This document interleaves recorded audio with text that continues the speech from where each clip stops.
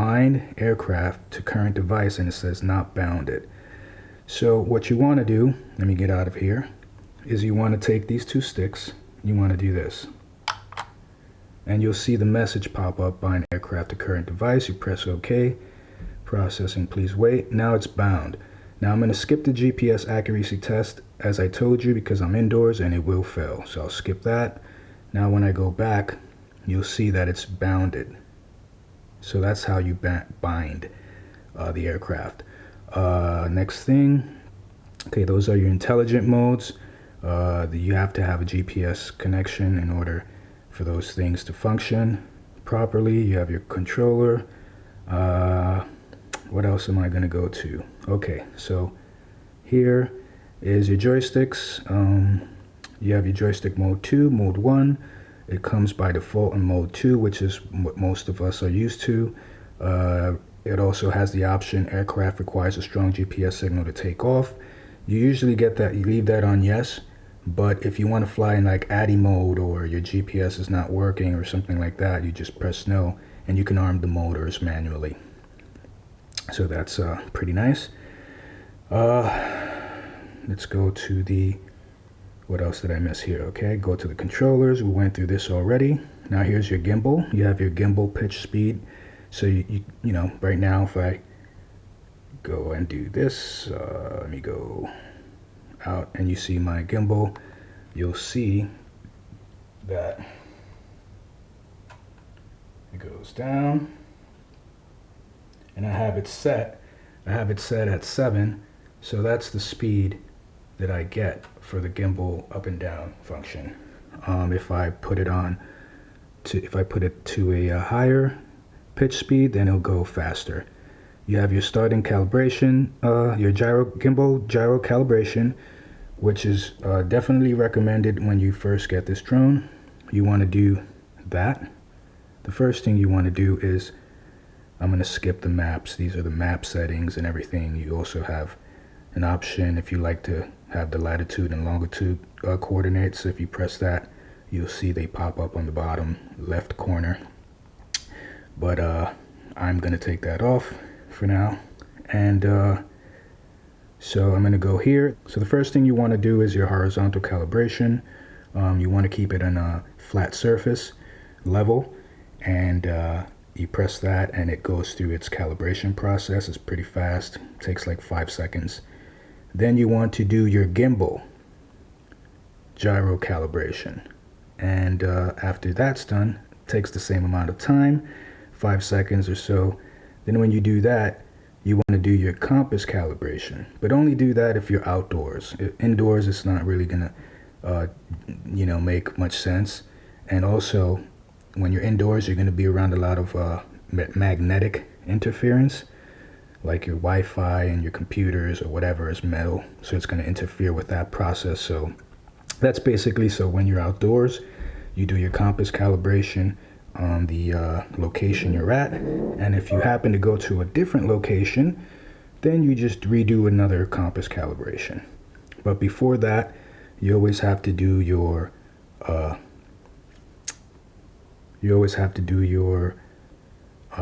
GPS accuracy test first. So that will test your satellites in the area, and I recommend that you have at least 6 or more satellites to take off. Other than that, you're going to have some issues flying it or going through these intelligent modes. So that's basically that. Another thing I'm going to show you is your camera. So right now I have it on picture. So if I go to the settings, you have white balance, color, ordinary, black and white, bright, nostalgic, white balance, sunny day, cloudy day, automatic. So it's pretty nice for this type of quad with a camera. The JJRC-X12 doesn't have that. It just comes automatic. So I'm gonna get out of there, and now I'm gonna go and switch it to video mode. And in video mode, you get a lot of different settings. So you have 4K resolution, 2.7K, 1080p, and 720p resolution. And when you're on 4K, 60p doesn't work. That I believe is only for the Zino Pro and the Zino 2, which is out now, and most of you are waiting for that one. You have your white balance, your color again. Now, one thing is, if you go to 1080p, which most of you probably will be uploading your videos at 1080p, you do have the option to go to 60 frames per second. So that's nice. I'm going to go into the settings real quick on the video, and this is where you see a lot of more customizable functions. So you have your ISO, manual, automatic. If you go to manual, you see how you can raise and lower your ISO. You have your exposure, again, raise and high. So this goes in that noise. Don't pay attention to it. It just goes into this automatic thing. It wants to shut itself off. So I'm just going to go ahead and press this button and turn it off.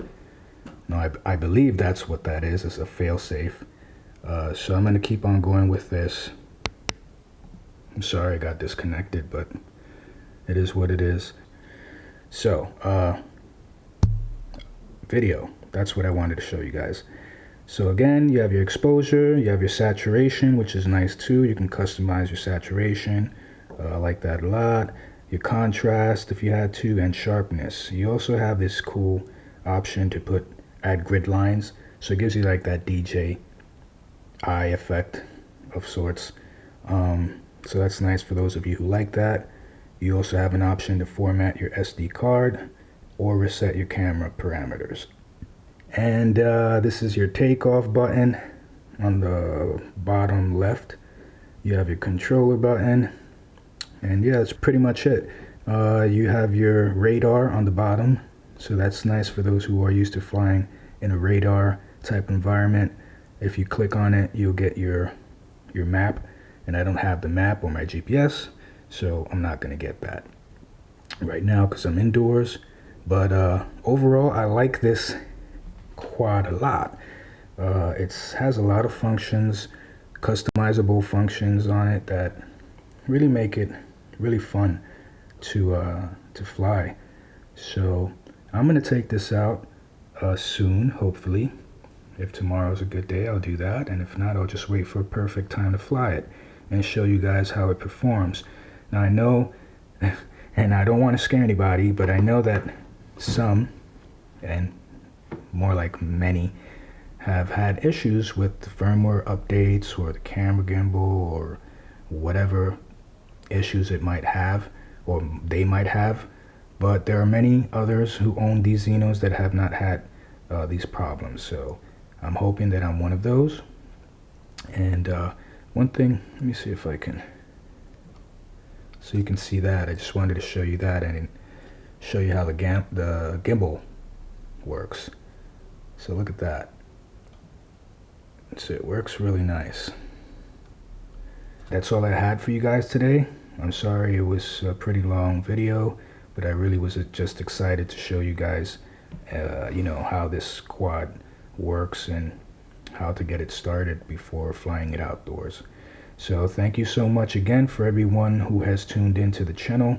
If you haven't subscribed to my channel and you'd like to see these type of videos, right there is the subscribe button. I'd appreciate it if you just press on that. If you can't subscribe, then just press the like button, and that'll support the channel as well. All right, so I'm gonna let you guys go. Thank you so much again for tuning in, and I'll see you on the next one.